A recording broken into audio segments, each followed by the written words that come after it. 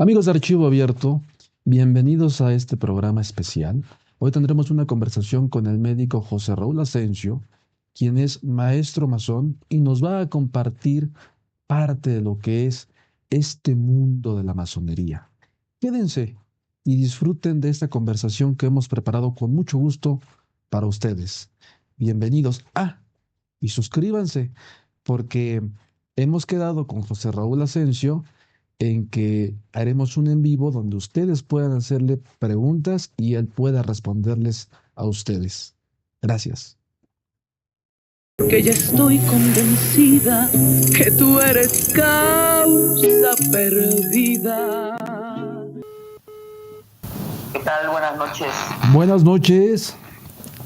¿Cómo estás, querido Raúl? ¿Cómo estás? Buenas noches, Daniel. Es un gusto escucharte. Igualmente. Gracias por permitirnos tener esta conversación contigo. Quiero dar un preámbulo, quiero presentarte como médico. Eres un médico.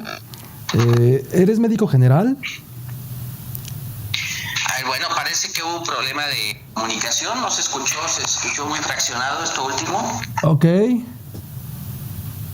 Hablo de... eres el médico José Raúl Asensio. Así es, ese es mi trabajo cotidiano. ¿Eres médico general? No, soy un médico con algunos posgrados y especialidad. Muy pero bien. Finalmente, de entrada, somos médicos generales todos. La labor que haces es una labor demasiado humana que se sensibiliza y además tiene mucha cercanía con la gente. Eso es muy interesante porque de lo que vamos a platicar a fondo yo creo que tiene mucho que ver, ¿o me equivoco? No te equivocas. Esa es una de las bondades que nos da el ejercicio de la medicina, que es un trabajo muy cercano, íntimo con la persona y con las familias de los pacientes. Y ahora pasemos al tema que nos atañe. Quiero presentarte ante la audiencia de Archivo Abierto como, si me permites, de esta forma, como un hombre que se dedica y que es parte de una de las órdenes pues más famosas que han existido en la historia de la humanidad, como es la masonería. Así es, efectivamente. Estamos en una organización que es ampliamente conocida en su aspecto externo, pero muy pocas veces comprendida en cómo funcionamos. ¿Cuál fue tu primer contacto con la masonería, Raúl? Pues mira, es una historia larga, aunque finalmente no tan larga. Cuando tuve mi primer trabajo hace ya más de 2 décadas, estuve en suerte en una organización gubernamental relacionada con la salud. Y ahí entendí que yo ya había estado en comunicación, en contacto con la masonería, pero no lo había sabido. No lo supe hasta ese segundo plano. Suena confuso, pero déjame comentarte. Ya en ese trabajo platiqué con masones, sabía cómo trabajaban, sabía en cierta forma cómo se integraban. Y ahí entendí que muchos años antes, cuando yo era estudiante del último grado en la Facultad de Medicina, un compañero que se destacaba por su conocimiento de la vida pública del país, de la vida política y una cultura general que llamaba la atención para un joven estudiante, me invitó a una ceremonia de desagravio a nuestro prócer Benito Juárez. Sucede que el 21 de marzo de 1994, la estatua de Benito Juárez amaneció llena de pintura azul. La pintarrajearon durante la noche. Entonces las logias masónicas decidieron hacer un evento de desagravio al prócer y que prometía ser muchísimo más grande que la ceremonia que tradicionalmente se la hacía el 21 de marzo. Y efectivamente yo fui a ese evento de desagravio por atención a la invitación de mi amigo, una ceremonia fastuosa y ya después, muchos años, supe que la habían organizado los masones. Entonces me llamó tremendamente el poder de convocatoria, la capacidad de unificar partidos políticos, distintas formas de gobierno, distintas formas de la academia y de la comunidad empresarial. Entonces ese fue mi primer contacto con la masonería, ir a un evento cívico en desagravio a nuestro prócer Benito Juárez García. Ahora, dime, ¿eso ocurrió en qué parte del país? ¿Tú estabas en...? Eso ocurrió en Morelia, Michoacán, ese evento donde yo estuve, sin saber que la gran mayoría de los asistentes eran masones. Y el primer contacto que ya tuve con grupos organizados fue en el estado de Quintana Roo, aproximadamente 7 años después. En el 2001. En el 2001, efectivamente. ¿A ti te hacen la invitación para participar dentro de la organización o tú tocas las puertas? A mí se me hace la invitación. Para ingresar, pero debe de saber tu audiencia que hay un viejo mito que dice que solamente se entra por invitación. Esto es un poco confuso, porque la organización es de puertas abiertas. Hay un viejo lema que utilizamos: toca y se te abrirá. Entonces, si alguna persona no ha sido invitado, puede solicitar ser entrevistado, aunque en mi caso sí fue por invitación directa. Cuando una persona tiene esta inquietud de pertenecer, ¿a dónde es a donde tiene que tocar esas puertas? ¿Directamente en un templo masónico, en una logia? Si llega directamente a un templo masónico no le van a abrir, porque ya son trabajos iniciados y hay ciertos protocolos. Lo que puede hacer es acercarse a un masón conocido, tratar de abordarlo en persona, tratar de abordarlo probablemente por las redes sociales, que es lo que se estila hoy en día, llegar directamente a las oficinas administrativas de alguna agrupación masónica, pero nunca hacer caso a invitaciones en redes sociales. Nunca, son grupos falsos y están dedicándose a defraudar a personas que aspiran a entrar a la orden. Tú tienes un concepto de la masonería muy particular, porque por lo que entiendo tienes muchos años dentro de esto. ¿Para ti qué significa la masonería más allá de los símbolos y de los rituales? Mira, la masonería es complicada porque es una escuela filosófica. Y como escuela filosófica va a tener ciertos preceptos. Por definición, la masonería es el estudio de la filosofía moral. Algunos textos confundidos en internet dicen de la filosofía y la moral. No, es filosofía moral, que era un concepto que desarrolló Sócrates. Es un método socrático, es un método filosófico de hace más de 23 siglos. Curiosamente, el primero que lo documentó, porque si recordamos, Sócrates nunca escribió nada, todo lo platicó, lo dijo a sus discípulos. El primero que lo documentó fue Aristóteles. Y este estudio es definir el concepto de lo que es bueno y de lo que es malo, de lo que es correcto y de lo que es incorrecto, pero desde el punto de vista filosófico. Entonces, cuando yo llego a esta orden y me dicen que la premisa es ser mejor individuo, mejor hermano, mejor hijo, mejor esposo, mejor padre, dije, bueno, esto puede interesarme mucho, y me interesó. Tan es así que dentro de todas mis limitaciones y mis deficiencias, seguramente hay una mejor versión de mi persona que no existiría si no hubiera entrado a la masonería. Se habla mucho de que es, digamos, un cuidado al templo interior. Muchas veces en los textos que la gente puede encontrar en alguna librería o en alguna biblioteca sobre la masonería, incluso en internet, se dice que es pulirse para poder ser mejor persona.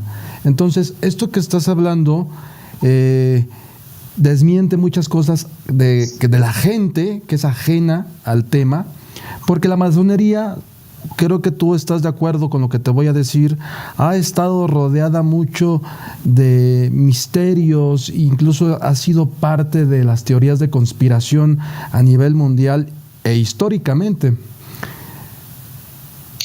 Mira, esta concepción de la masonería se confunde, y muchas veces lo confunden los propios iniciados. Hay que diferenciar muy bien. Ser iniciado en la masonería solamente es parte de un proceso. Ser masón es mucho más complejo. Y un porcentaje altísimo de personas que se iniciaron en la masonería no llegaron a ser masones.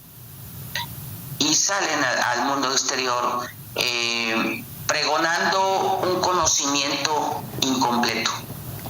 Entonces, si escucho cómo iniciaste esta pregunta, de pronto la masonería se confunde con superación personal, y los libros de masonería pueden acabar en libros de superación personal, y estamos totalmente lejos de esto.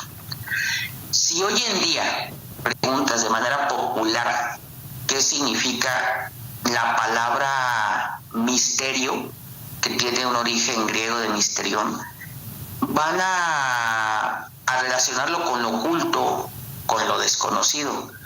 Pero la palabra misterios viene de iniciación, de iniciarse, de comenzar en un proceso. Entonces, el que la masonería tenga conceptos misteriosos, o que estemos envueltos en misterio, es exactamente igual que si tú vas a un juzgado, no te van a permitir ver los expedientes de la gente que se está juzgando. O si llegas a un hospital, no te van a permitir ver los archivos clínicos, o probablemente te lo permitan, seguramente lo pueden, y hay una ley, la ley de la transparencia, que te pueden dar esa información. La pregunta es si los vas a entender. Así es. Tienes que entrar a un proceso iniciático. Tienes que iniciarte en conceptos, en formas, en fórmulas, y esto puede ser para cualquier disciplina humana. Si alguien entra como aprendiz de carpintería a un taller, va a tener que pasar por un proceso iniciático, y para mí es un misterio, un verdadero misterio, lo que sucede adentro de una cocina. Yo nada más veo cómo ya sale el plato elaborado. La masonería no es distinta. Estamos llenas de misterios para la gente que no ha sido iniciada. Pero nuestros misterios son totalmente filosóficos. Seguramente están en algún lugar público. Solamente es cuestión de investigar lo suficiente. Y la mejor manera de esconder las cosas entre los masones, la mejor manera es ponerlas a la vista de todos. Así es. Para tener la certeza de que ese conocimiento ni se va a extraviar ni se va a perder. Que lo hemos puesto en muchos sitios totalmente abiertos a los ojos de los no iniciados, para que cuando un iniciado llegue lo encuentre con facilidad. Entonces, lo misterioso está a la vista de todos, pero solamente puede entenderse por los ojos entrenados.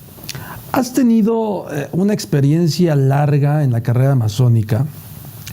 Has conocido, por medio también de la masonería, otros lugares de México. A mí me llama mucho la atención porque cuando uno lee, cuando uno empieza a tratar de descubrir, encuentra que hay ciudades que tienen un trazo que los masones hicieron, que hay, lo que acabas de decir, que hay muchas simbologías que están a la vista de todos. ¿Qué es, o cuál es más bien la ciudad que más te ha impresionado, donde hayas visto mucho trabajo masónico en la vía pública? Si no nos vamos tan lejos, y la ubica muy bien la mayoría de tu audiencia, es la Ciudad de México. Si no queremos irnos tan lejos, si queremos ver dónde hubo un trabajo muchísimo más elaborado, prácticamente de escritorio, para el trazo de una ciudad, la ciudad de Washington es un ejemplo excelente, porque a vista de dron se puede ver en el trazo de las mismas calles, de las mismas cuadras, que hay simbología masónica. Ujú. Y la disposición de algunos de sus monumentos más importantes siguen un trazo geométrico totalmente predeterminado. Si uno entra a cualquier construcción antigua, va a haber guiños hacia la masonería, porque seguramente gente exitosa que trabajó en ese proyecto estaba dentro de la masonería. Hoy en día ya no se construyen ciudades, se construyen conceptos. Ujú. Y si tú visitas, por poner lo que está de moda, las redes sociales, vas a encontrar muchísima simbología masónica en sus logos, en sus formas de interactuar, en los algoritmos que se trabajan. Finalmente, los masones trabajamos más afuera de las logias que adentro de las logias. Tú me preguntaste por ciudades. En toda fachada de elementos importantes están los trazos, están los símbolos, pero si entras a los edificios vas a seguir encontrándote con muchos más trazos y más símbolos de lo que la gente se puede imaginar. Hay un documental que se llama Los hijos de la viuda y habla sobre justamente los arquitectos de catedrales. Esto me hace mucho eco porque es lo que estás diciendo, ¿no? Cómo los antiguos arquitectos construían las catedrales con estos guiños, con estas simbologías que ahí están. Y no solamente eso, con sorpresas reservadas que pueden hacer levantar las cejas a quien se considera informado o quien piensa que conoce la historia o a quien ha aprendido la historia de manera lineal. En la capilla de Roslin, en Europa, puedes encontrar que en la cantera hay trazos de mazorcas 100 años antes de que se descubriera América y se descubriera el maíz por los europeos. Una pregunta interesante y que invito a tu auditorio, a tu audiencia que empiece a investigar, es cómo era que los masones 100 años antes del descubrimiento de América ya tenían información sobre cómo era incluso parte de la vida cotidiana de los americanos. Este es un reto de intelecto, pero no hay nada misterioso. Es misterioso porque no se han iniciado una investigación. Cuando empiecen a escarbar van a darse cuenta que había mucho más conocimiento cifrado y encriptado del que se puede dimensionar hoy en día. De la misma manera que hoy en día hay muchísimo conocimiento encriptado para quien profundice en esos temas. Fíjate, hace rato mencionabas sobre los que han sido iniciados, pero no han sido masones. Podemos, en este rubro, en este apartado, podemos encontrar nombres famosos, es decir, presidentes, políticos, gente de la farándula que se puedan mencionar. Pues sí se pueden mencionar porque son de dominio público. El presidente más próximo que fue Andrés Manuel López Obrador fue iniciado en la masonería. Este hombre es un representante de cierto segmento de la población. Si nos vamos al opuesto segmentario, podemos encontrar a Carlos Salinas de Gortari, que también fue iniciado en nuestra augusta institución, y de López Mateos hacia atrás prácticamente era necesario ser masón para poder ser presidente de la República, ya no se diga de los estados. En la vida cotidiana, probablemente uno de los personajes mexicanos más queridos era Mario Moreno Cantinflas. Él fue iniciado y él es un ejemplo de lo que hace la masonería. Mario Moreno, actor, fue iniciado en la orden cuando él tenía su único personaje y muy conocido, que era Cantinflas. Cuando Mario Moreno pasa por las logias, él se da cuenta que su labor va más allá de entretener, que él mismo ya era un símbolo que la gente seguía, y decidió sepultar al personaje de Cantinflas. Cantinflas dejó de existir cuando Mario Moreno se inicia en la masonería, Pero el actor Mario Moreno, ahora con el mote de Cantinflas, desarrolla otra suerte de personajes que ya tenían un valor social. El policía, el bombero, el profesor, que es una excelente película. Entonces ya todos sus conocimientos eran de mensaje social, porque él, al ser iniciado, prometió ser un mejor individuo. Y él decidió que el personaje de Cantinflas, que era trinquetero, que era analfabeta, que era vicioso, que era un vago, ya no era lo que representaba al mexicano tradicional, sino que ya dentro de un proceso iniciático él descubrió que había mexicanos, había individuos valiosos que estaban haciendo crecer a su sociedad, y ya consagró el resto de su obra actoral a desempolvar a esos personajes que tenemos ante nosotros, pero que volteábamos a ver poco y que son ejemplo del buen trabajo humano de cada individuo dentro de la sociedad. Eso es muy interesante porque de una u otra forma compartió de manera directa, sin que la gente supiera, esta forma de estudio iniciático. Sí, finalmente cuando eres un masón tú tienes que hacer tu actividad masónica en el ámbito en que te desenvuelves. Uh-huh. El mejor espacio para que yo haga masonería es en mi quehacer profesional. El mejor espacio que tenía este actor era en su quehacer actoral y en sus personajes y en el escaparate que él mismo ya se había convertido al ser famoso. Y esa es la verdadera función de un masón, hacer lo que aprendió más allá de las paredes del sitio donde las aprendió. Hay una pregunta muy constante, una duda que la gente siempre tiene, porque no están seguramente empapados del tema y confunden, no saben si la masonería es una secta, si es una religión. ¿Qué es la masonería, José Raúl? Si te remites al libro de Alicia en el País de las Maravillas, hay una frase que me encanta en su personaje, en el personaje de Alicia, donde ella dice: se me ha acusado de ser Alicia y se me ha acusado de no ser Alicia. Si yo te digo que la masonería no es una secta, probablemente te mienta, porque somos un grupo sectario. Escogemos a quién iniciar y estamos envueltos en una aura mistérica que no compartimos con todos. Pero si alguien te dice que somos una secta, probablemente también te mienta. Tenemos que partir del concepto. La profesión teológica, que hoy en día se llama religión, puede confundir, porque religión es lo que te religa. Ese es el concepto de la palabra. Uh-huh. Religar es que te amarra, que te envuelve. Entonces no bromean cuando alguien dice el fútbol es una religión o tal cofradía del arte que tú quieras, de la pintura, de la escultura. Decimos, no, esto es una religión. Entrar a la carrera actoral, a la locución, es como una religión.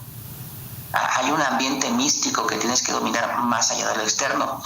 Entonces la masonería proporciona esos ambientes que te une, que te religa y hace que se confunda con una religión. Pero como esa palabra ya se usó, ya se usa teológicamente para determinar y delimitar a una forma de creencia, tendría que decirte que no somos una religión. Aunque en su interior las conductas y la hermandad que prevalece entre nosotros hace que se confunda con una. Ahora dime, ¿la masonería tiene una postura ante la religión y ante la política?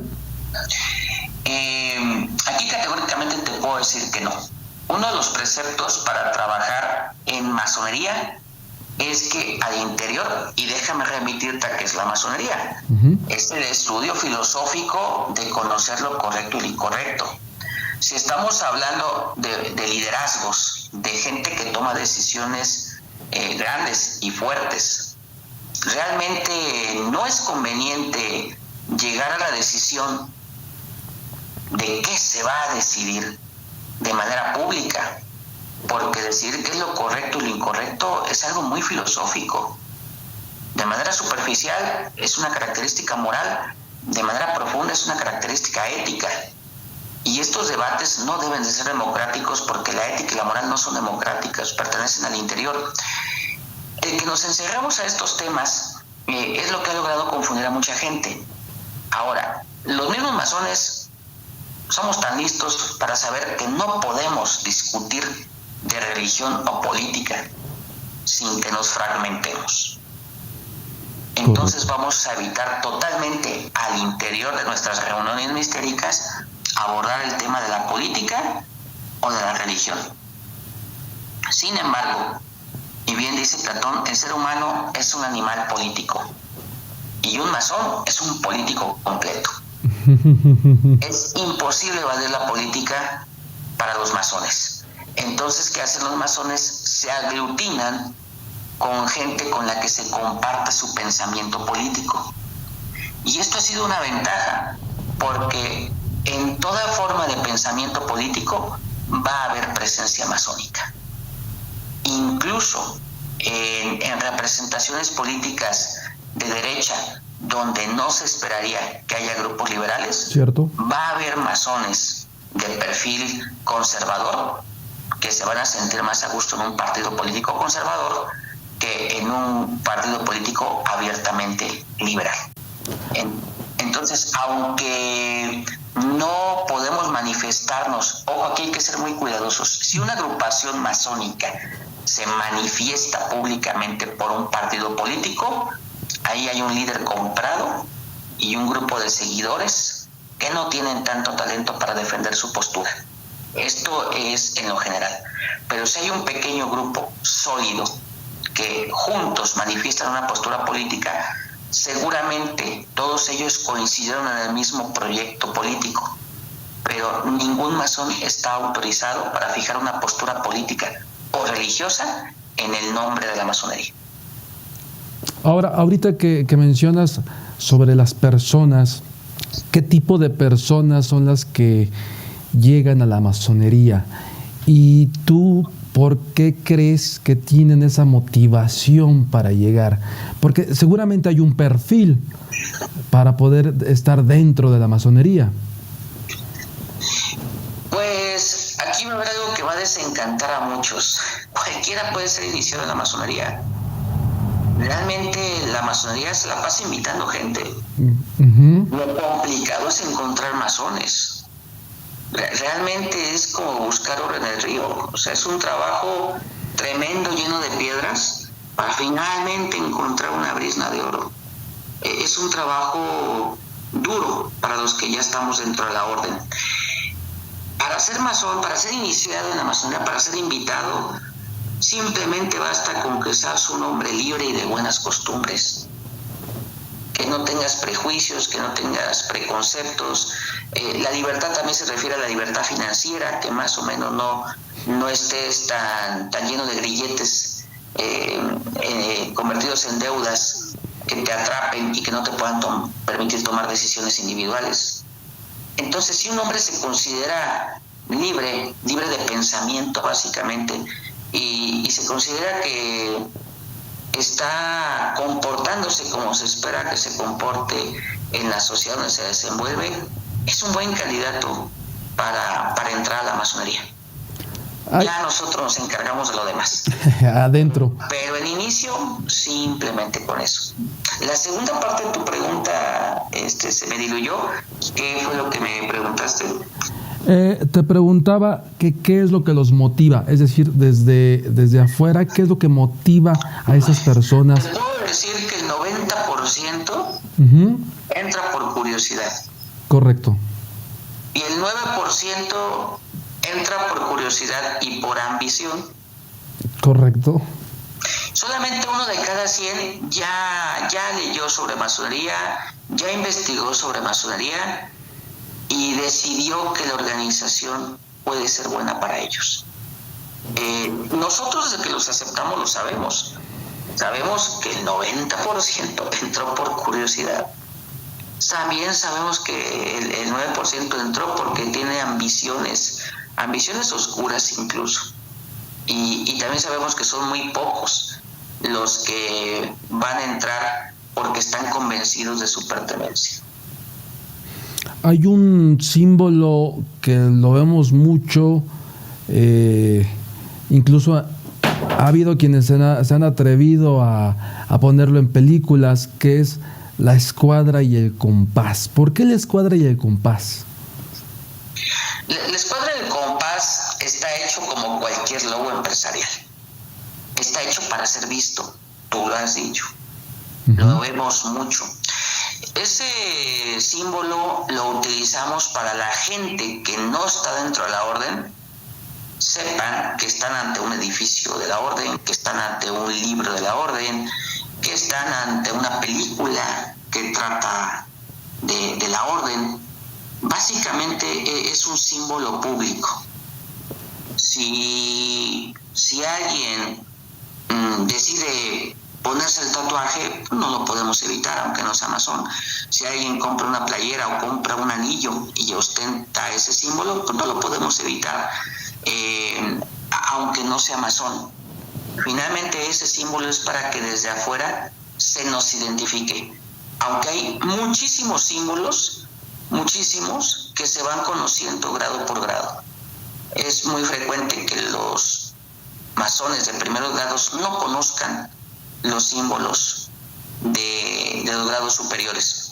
Y también hay símbolos que no son de dominio público. Ahorita ya lo son. Durante la Alemania nazi y la dictadura franquista no se usó la escuadra y el compás porque el gobierno mandaba matar a los masones. En el caso de Franco, les quitaba las propiedades a 3 generaciones. Si tu abuelo era masón, el gobierno tenía la autoridad de quitarte todas tus pertenencias por el delito de ser nieto de masón. Y en la Alemania nazi a los masones se les mandaba a los campos de concentración. Entonces era muy peligroso usar la escuadra y el compás. En aquella época se usaba una pequeña flor de pétalos azules centro amarillo, que es la flor de no me olvides. Y durante ese momento histórico, solamente durante ese momento histórico y en esa geografía, ese era el símbolo masónico. Entonces, en este momento hay símbolos masónicos para ciertos lugares y momentos históricos que no están a la vista de todos. Me gustaría abordar ahora, si me permites, un poco más a profundidad el tema personal, la experiencia de José Raúl Asensio dentro de la masonería. Si no me equivoco, tú has ostentado con responsabilidad cargos importantes dentro de la masonería, has trabajado porque haya una unión dentro de esa organización. ¿Nos quieres contar un poco de eso, de este camino que te ha tocado vivir desde 2001 hasta este momento? Pues, si te fuera honesto, no quisiera, ¿no? Porque de pronto hablar en primera persona es complicado, pero entiendo la curiosidad. Vamos a hablar de mi función administrativa. Okay. No es un mérito en sí para la persona. No es que la persona de José Raúl Asensio sea una persona que esté por encima de los demás o que sepa mucho más y que por esos privilegios haya ostentado ciertos liderazgos. Ser un gran maestro es un reconocimiento, es un obsequio que te dan los demás masones, tus hermanos masones, quienes te reconocen como tal y reconocen que debes de ser tú quien dirija el trabajo administrativo de una gran logia. Una gran logia es una entidad administrativa que también participa activamente con otros líderes de la política, de la cultura, de la economía, del sitio donde se encuentran. Y esa cara visible tiene que ser el gran maestro. Sucede que entonces, en su momento, me toca ser la cara visible que va a convenios, que hace firmas, que hace encuentros, que se toma fotos. Y realmente es un gusto y es un privilegio, es una forma de vida paralela que tienes que distanciar perfectamente de tu quehacer cotidiano, perfectamente de tu quehacer familiar y no confundirlo. No pensar que porque estás dirigiendo una institución magnífica, de hombres magníficos que te superan en todo, en conocimiento, en economía, en sabiduría, en presencia. No pensar que porque en circunstancias los estás dirigiendo, puedes siquiera aspirar a ser mejor que ellos. Simplemente eres uno más entre iguales haciendo esa labor de dirección. Es como cuando el capitán decide poner a una persona de timonel y sabe que tiene esa responsabilidad, pero al final de cuentas no es el dueño del barco ni es Dios sobre un barco, solamente es una oportunidad de servicio para una institución que me ayuda a crecer. Si tú vienes al sitio donde yo vivo, yo todavía acostumbro irme caminando de la casa donde vivo al sitio donde trabajo, me voy caminando a comprar el periódico, ando de compras, y probablemente eso se aleje de la figura de un gran maestro. Cuando me toca ir a eventos importantes, eventos en otros países, vestirse de smoking, salir con personalidades, pues de pronto es fácil olvidarse que todos somos seres humanos, que tenemos vidas cotidianas, que tenemos familias, que tenemos padres, que tenemos hermanos, esposas, hijos, y que tenemos que diferenciar bien la función de cada cosa. Ese es el misterio de la orden. La vida cotidiana nos permite cubrir de manera misteriosa lo que hacemos en nuestras reuniones. Y lo que hacemos en nuestras reuniones de manera misteriosa siempre va a favorecer lo que hagamos en la vida comunitaria. Eso suena muy atractivo porque además estás con los pies en la tierra, estás en el presente y sabes separar. Dime, después del grado 33, ¿hay algo más? Porque la gente siempre tiene esa duda. ¿Qué pasa después de que llega un masón al grado 33? Es complicado porque es cuando apenas inicia la verdadera labor de un masón, viejo, vamos a usar esa palabra, o un masón veterano. Administrativamente, la masonería se divide en varias agrupaciones llamadas rituales o ritos, que esto hace que también se confunda con religiones.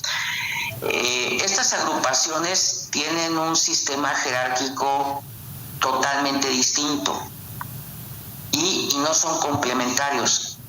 La organización a la que yo pertenezco, el grado más alto efectivamente es el grado 33. Sin embargo, va a haber otras agrupaciones, como el rito escocés rectificado, que su grado más alto es el grado 4. Y ni son equivalentes, ni son sustitutivos. Simplemente son los caminos filosóficos que alguien organizó o que alguien entendió. Tú puedes ponerte un destino de viajar de Mérida a Tijuana y vas a hacer un plan de trabajo en cuántos puntos te vas a detener. Probablemente ese sea cada grado masónico. Y si tú decides hacerte el viaje en 4 grados y otro se lo decidió hacer en 100 puntos, pues a lo mejor van a ser 100 grados. Pero lo importante es tu punto de partida y tu destino. Así es. Si sientes que ya llegaste a tu destino, lo que te toca es enseñar a los demás el camino. Lo que te toca es decirle a los demás con qué problemas te encontraste para que ellos lo eviten. O señalar por dónde deben de conducirse para que, igual que tú, lleguen a un destino fijado.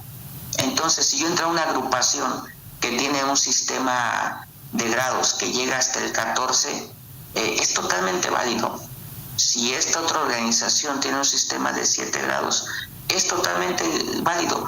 Son sus jerarquías administrativas. Pero el grado más importante para un masón es el grado de maestro. Tener la maestría en masonería es lo más importante, que nosotros llamamos el grado 3. Y no importa de qué parte del universo es este masón, todos sabemos que el grado más importante es el grado 3. Y a partir del 3 lo puedes diferenciar en 1000 grados y decir que llegaste al grado 1000, o dividirlo en 2 y decirte que llegaste al grado 4. Finalmente es la estrategia filosófica. Preguntar qué grado masónico, de qué rito es más importante, es como comparar a socráticos con pitagóricos, o con aristotélicos, o con estoicos, cuando todos están en el mismo camino filosófico, pero con distintos abordajes de su quehacer filosófico. Por eso la masonería es tan distinta y tan diversa, porque siendo una sola organización, tenemos múltiples caminos de abordaje filosófico del conocimiento. Esto que acabas de mencionar me deja pensando, porque he escuchado hablar, por ejemplo, de, no sé si se diga bien así, es el rito de Memphis. Hablan también de los caballeros templarios.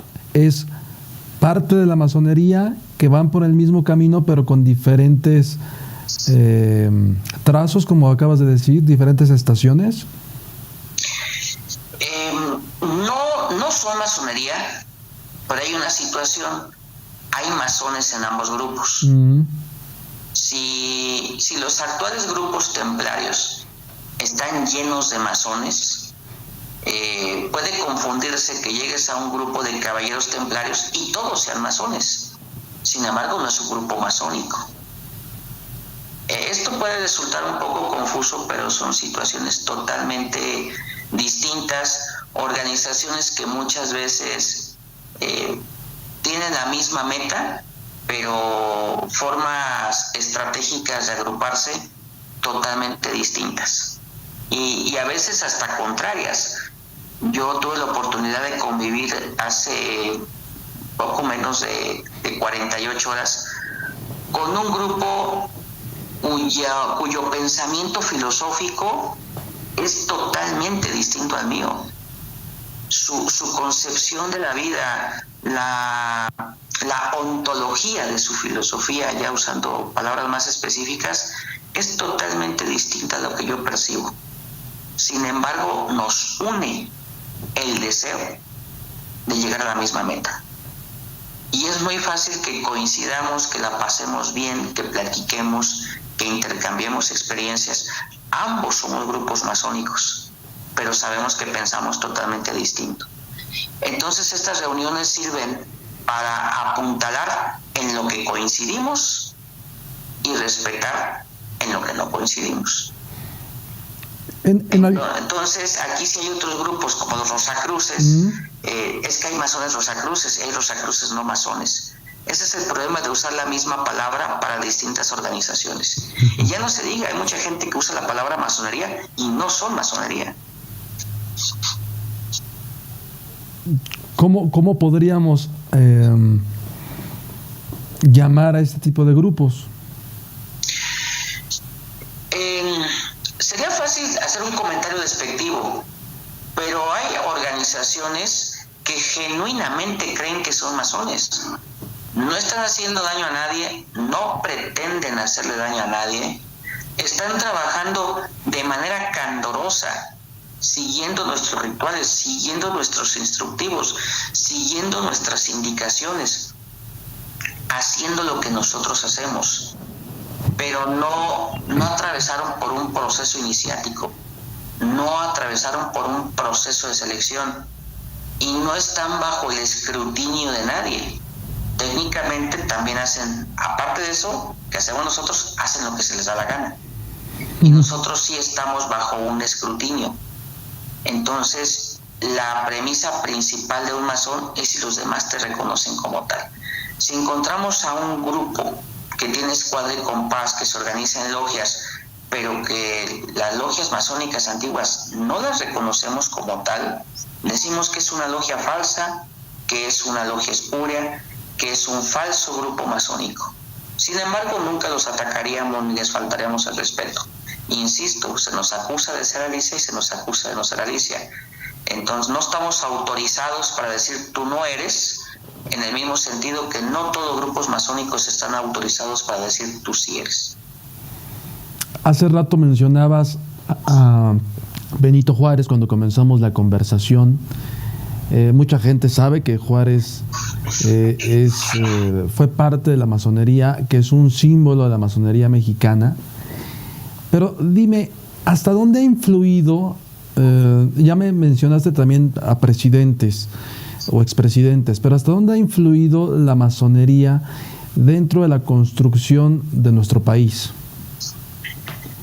Voy a enlazar enlazar el comentario de la pregunta anterior con esta, Okay. de Benito Juárez. ¿Sabías que para muchos grupos masónicos Benito Juárez no era masón? Qué curioso.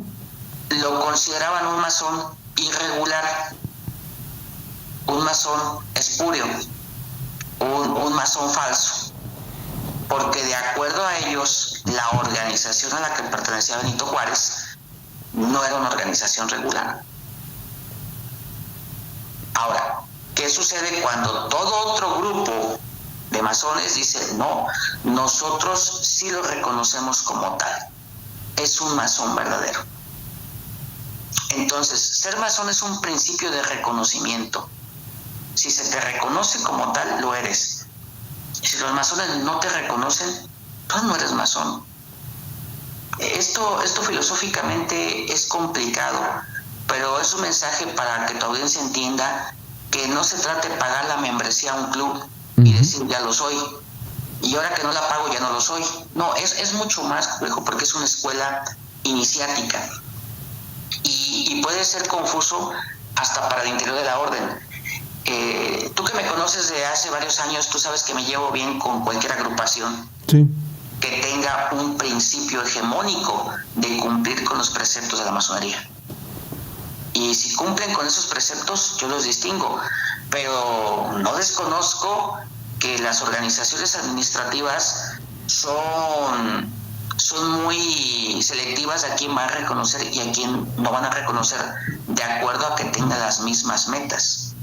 Entonces, esto es complejo, hay hasta temas de estudio, hay hasta tesis de análisis de cómo debe ser una estructura administrativa, sí, que no filosófica, de la masonería. Luego sucede que gente que como yo avanzó mucho y tuvo grados muy elevados de manera administrativa dentro de las órdenes masónicas, o puedo llamarme un miembro distinguido, probablemente no construí tanto la sociedad a la que pertenezco, ya enlazando con tu última pregunta, como sí algunos masones que probablemente tuvieron grados pequeñitos, grados simples o grados de primera orden, que contribuyeron grandemente a la sociedad en la que se encuentran. Y esto ha sido gracias a que el pensamiento filosófico del que carecían les fue sembrado dentro de la organización. Probablemente teníamos excelentes abogados, ahora teníamos abogados masones. Probablemente había excelentes arquitectos, ahora teníamos arquitectos masones. Probablemente teníamos comerciantes exitosos, ahora tenemos comerciantes masones. Porque el historial académico no define los grados académicos. Podemos entrar gente con educación básica y gente con postdoctorado. No, el conocimiento filosófico no te exige un perfil académico estructuralizado en la sociedad. De tal manera que nosotros, al convivir con muchas formas de pensamiento y conocer a personas exitosas en otras agrupaciones, por ejemplo, yo te conozco a ti, y si le preguntamos a muchos médicos a cuánta gente con tu perfil conoce, pues van a ser muy reducidos. Y la magia de estar en la orden donde estoy es que puedo conocer a gente de todos los perfiles y a todos les puedo hacer una llamada para que me orienten. Las personas que están en puestos públicos y que están en la masonería tienen una agenda impresionante, sí, de personas talentosas que les van a contestar en cualquier momento el teléfono y les van a apoyar con sus conocimientos. Me llama mucho la atención esto que acabas de decir, si me permites compartirlo aquí frente a la cámara. Yo recuerdo haber visto una fotografía tuya con un personaje pues muy importante de aquí cerca del estado de Michoacán. ¿Nos quieres decir cómo fue ese encuentro? Dar otra pista de qué personaje importante fue, si no voy a cometer un error. No, de aquel personaje que ha movido muchas conciencias, de que hablábamos en la llamada previa, de un maestro que se le conoció también por mover muchas conciencias ahí en Michoacán. Falleció, me parece que hace unos años, 2 o 3 años. No quiero decir el nombre, quiero que tú... que tú lo... Ya sé de quién es. Sí, es porque sí en marzo del 2021, pues tuve la oportunidad de reunirme con el presidente de la República y me he reunido con otras personas. Entonces, como me dicen personas importantes, bueno, cuando son el área de la política son unos, cuando son el área de la academia o de la cultura son otros, cuando son el área del deporte son otros, y a veces se desprecian entre empresarios y políticos o entre gente de la cultura y gente del deporte. Por eso de pronto decía, a ver, dame una pista más. Ya sé a quién te refieres. Este fue un líder de conciencias que se rebeló contra el Estado y contra la situación social. Pues creo que era una muestra del país. No voy a decir que de su región, porque es una muestra de lo que pasa en todo el país. Así es. Que también era médico. Sí. Bueno, yo sí puedo decir el nombre. Era Mireles, como se le conocía. Así es. El doctor Mireles. Bueno, el doctor Mireles yo lo conocí mucho antes de ser masón. Él era de Michoacán y era una persona muy comprometida con la sociedad, más allá de su quehacer. Curiosamente, su quehacer profesional se empequeñecía junto a la labor social que hacía. Él, cuando ve la lentitud del gobierno para satisfacer las necesidades de seguridad de su región, simplemente toma las armas y dice, ahora me voy a defender yo. Esa decisión de tomar las armas fue lo que lo encarceló, porque nadie puede hacer justicia por su propia mano y mucho menos traer armas que se presumen de uso exclusivo del ejército. Ese fue el delito por el que fue encarcelado. Sin embargo, la verdadera razón es que tenían que acallar a un líder social que estaba evidenciando la putrefacción en el sistema de seguridad nacional de su momento, y que las cosas no han cambiado. Como es arriba es abajo, y sin distinción de colores, de partidos o situaciones políticas, la seguridad nos pega a todos. ¿Crees que esto es cíclico? Sí, es que sí. ¿Esto es cíclico? ¿Lo ves como algo cíclico? Es que ahorita no es cíclico, esto es algo que está estancado. Está estancado. Esto es algo que ha permanecido, que se ha quedado, que ha escalado. Así es. Del color que quieras, los presidentes que quieras, y yo sí me animo a decir, no, pues no trajo ningún partido, puedo hablar libremente. Yo tengo la certeza de que el presidente Calderón hizo las cosas bien. Yo tengo la certeza de que Peña Nieto hizo las cosas bien. Tengo la certeza de que López Obrador hizo las cosas bien. Tengo la certeza de que Claudia Sheinbaum está haciendo las cosas bien. Pero son 4 individuos. Y no sabemos si en los equipos de esos 4 individuos se hagan las cosas tan bien. Y lo que sí sabemos es que hay muchísima gente que por sus propios intereses está haciendo las cosas mal. Hay un personaje interesante. A ver, no sé si tú me puedas sacar de esta duda. Luis Donaldo Colosio, ¿fue masón? No tengo la información ahorita. Te comentaba que normalmente, como estamos en estructuras diversas, de pronto se manejan nombres que fue iniciado, que no fue iniciado. Ahorita el que generó muchas dudas era si Carlos Manso era masón o no era masón. Aquí te puedo decir categóricamente que no era masón. Ya su gente cercana confirmó que no era masón. En el caso de Luis Donaldo Colosio, prácticamente tengo la certeza que no era iniciado en la masonería.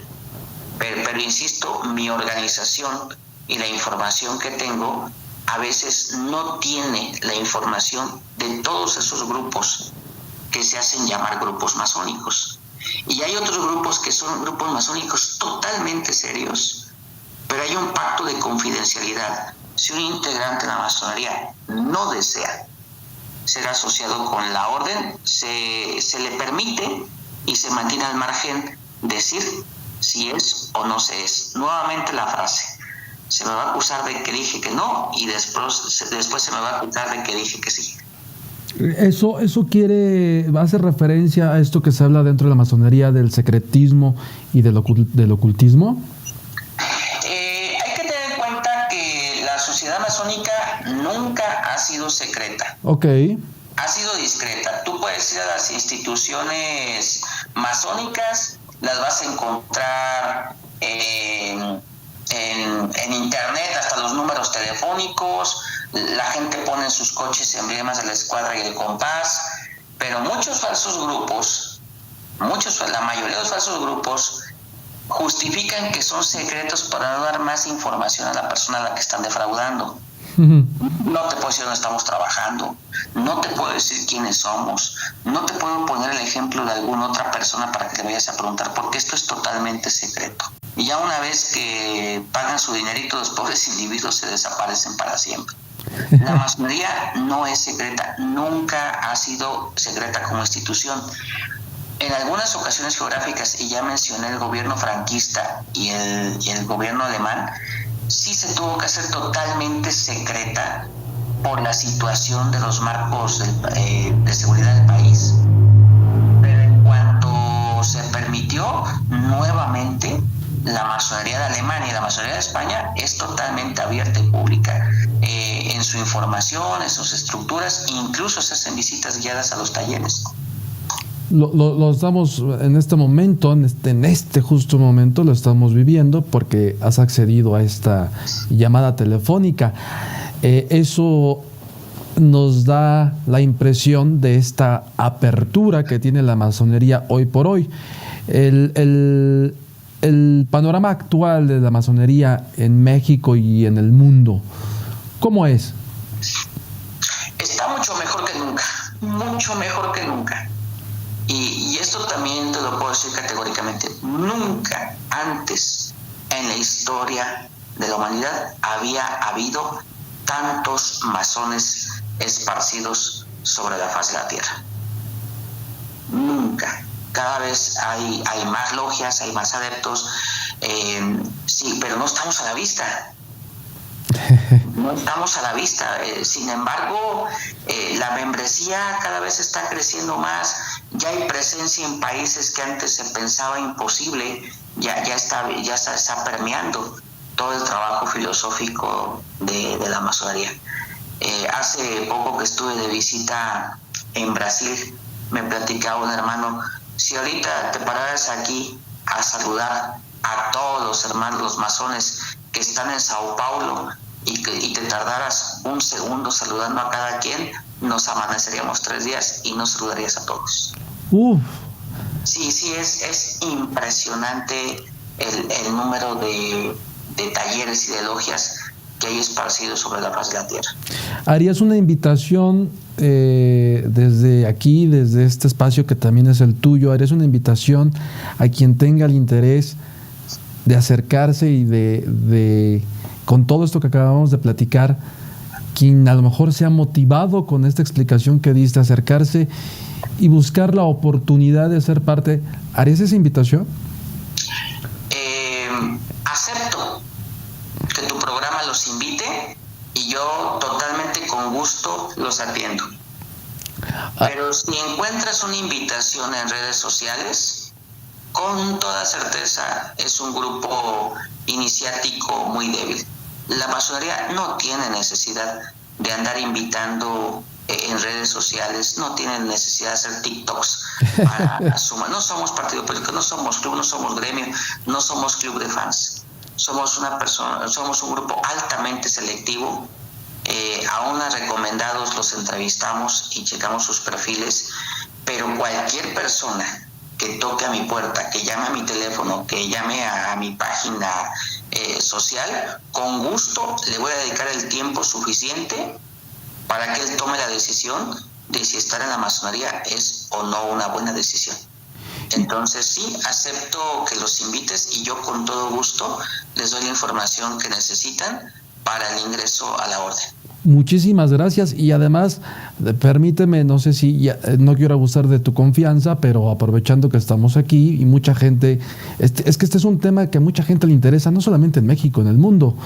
Entonces, a mí me gustaría poner una pequeña invitación a quienes están viendo este video, que se suscriban al canal, y si tú me permites, más adelante, tener una fecha que tú veas posible, poder hacer un en vivo con preguntas y respuestas de la gente para que tengan una cercanía con un masón. ¿Te parece la idea?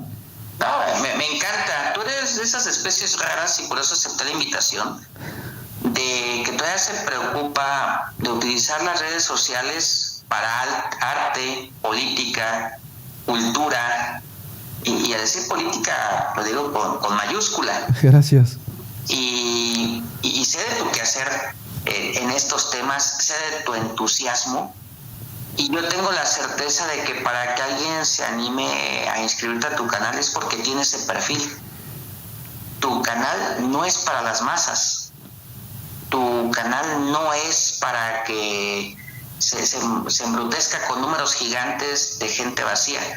Probablemente por el perfil de lo que tú haces van a ser pocas personas de mucho valor.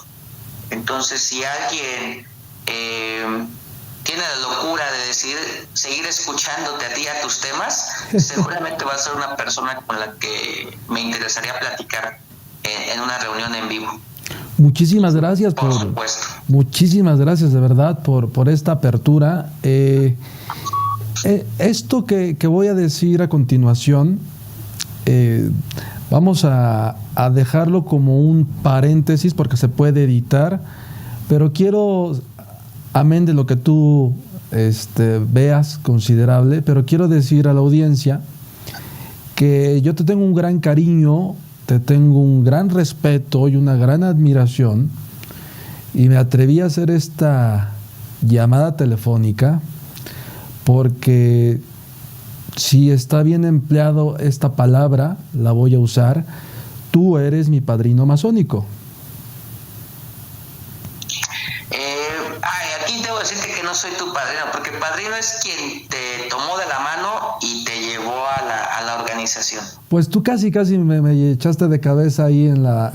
Sin embargo, ya estabas, ¿no? Entonces, padrino es el que te agarra sin ser masón y te agarra la mano hasta que ya eres masón. Entonces, ya es una palabra utilizada, pero con gusto... Me gusta sentir que voy caminando junto contigo. La palabra padrino es alguien que ya tiene mucho más poder y conocimiento, y que es alguien a quien tú debes de seguir, y a mí me gusta sentir, sobre todo cuando son personas mucho más jóvenes que yo, que voy caminando junto con ellos, porque va a haber un momento en que me alcance la vejez, que me alcance la senescencia, y estaría muy satisfecho de ver que la gente que en su momento yo iba junto a ellos y ellos pensando que los estaba guiando, en realidad los estaba preparando para cuando yo tuviera que tomar su mano y sentir su apoyo y su respaldo. Qué bonitas palabras, de verdad que muchísimas gracias por estas palabras, por este tiempo, Raúl. Algo que le quieres decir a la audiencia para dar un mensaje final, entre comillas, en esta conversación sobre la masonería. Sí, yo me gustaría empezar a cerrar esta charla mencionando que uno de nuestros símbolos, no tan conocidos, pero tampoco es secreto, es el piso de ajedrez de blancos y negros. Los masones somos seres humanos como cualquier otro, llenos de defectos y con algunas virtudes.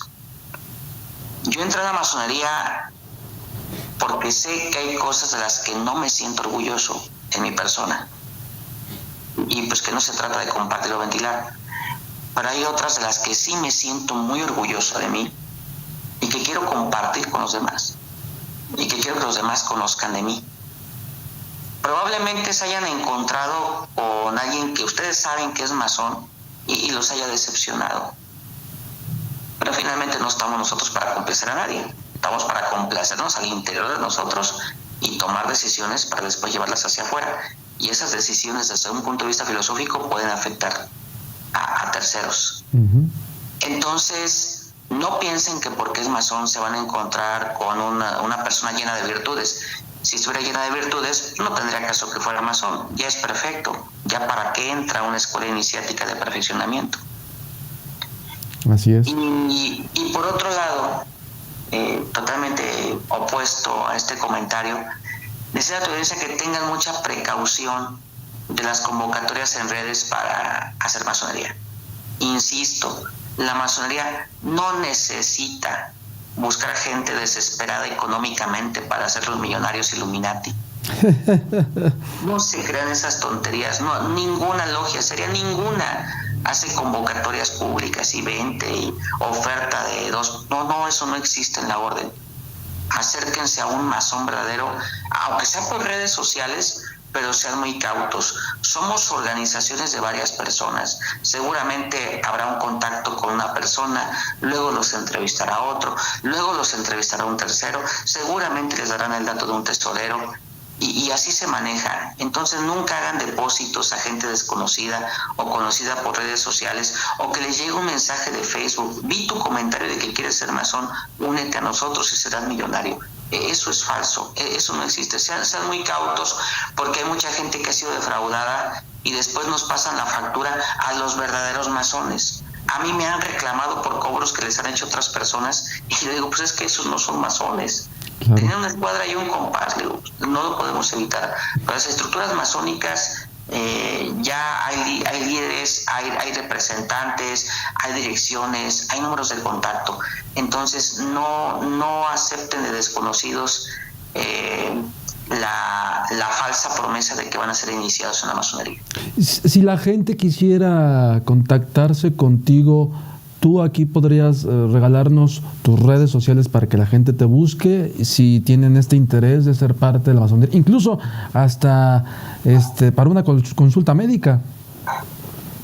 Por consulta médica cobro mucho. Yo puedo ver médicos más económicos y lo ideal es que mejor acudan a un médico en verdad. Bueno. En una consulta en una farmacia económica, pero que los vean, que los pesen, que los miren, que les pongan las manos encima. Ya una consulta de atención médica por redes sociales es muy arriesgada. Es más una opinión, es más un consejo, una sugerencia que algo parecido a una consulta médica. Pero sí, estoy a sus órdenes. Yo aparezco con mi nombre, en mis redes sociales aparezco totalmente con mi nombre, entonces me pueden mandar un mensajito por Messenger, no hay ningún problema. Pueden acercarse a ti, directamente a ti, y tú mandarme su número de contacto y yo ya me comunicaría con ellos, y lo hago con gusto, y yo creo que diariamente atiendo a unas 3 o 4 personas diariamente, a veces para inhibirlos de que entren a la masonería, a veces para convencerlos y darles instrucciones primarias de cómo acercarse a la masonería de sus localidades para que no vayan a caer en fraudes. Muchísimas gracias por la apertura. Mi querido hermano Raúl, gracias nuevamente por ser parte de Archivo Abierto, por habernos compartido tu experiencia, tu tiempo, y que la gente haya conocido en esta breve conversación un poco más sobre la masonería, que es una institución con mucho legado y de la cual se tiene que ir aprendiendo todos los días, poco a poco, y sobre todo con personas como tú, pues más. Te agradezco la gentileza del comentario, pero no tiene nada que aprenderme a mí. Mejor que sigan tu canal al tipo de gente que estás entrevistando, otras perspectivas, otras formas de vida, otras experiencias, otras edades. Siento que eso sí es muy valioso. Siento que lo más valioso es la oportunidad que nos ofreces, un pequeño oasis entre tanta infodemia, tanto bombardeo de entretenimiento, que es bienvenido, me encanta el entretenimiento, pero es muy valioso los espacios para la reflexión, para la filosofía y por supuesto para engrandecer nuestro conocimiento. No creo que con esta charla alguien haya salido con un conocimiento mayor al que tenía antes de que empezáramos a platicar, pero probablemente sí habría una ventana para que se acerquen a guiarse por otras formas de conocimiento, que había curiosidad sobre el tema y no tenían a quién acercarse. Pues reiteramos, muchas gracias y hasta la próxima. Vamos a tener a la audiencia informada del día en que podamos hacer ese en vivo, que la gente pueda hacer preguntas directamente hacia tu persona. Y esta dinámica creo que puede funcionar mucho, porque a lo mejor la gente comenta dentro de cajón de comentarios de este video, pero las respuestas pues las tendría ya directamente contigo.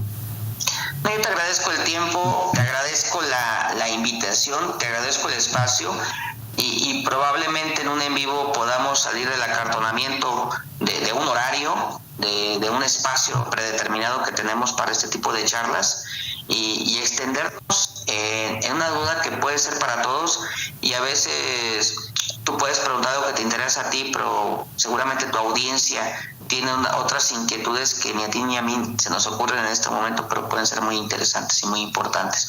Entonces te agradezco el espacio, siempre estaré a tus órdenes para estos temas y para los que tú me invites. Gracias igualmente, y te mando un abrazo muy fuerte, y acá también Humberto y César, que son parte del equipo, te mando un abrazo muy fuerte. Recibo ese abrazo con gusto y te devuelvo uno multiplicado para que lo extiendas a todo tu equipo.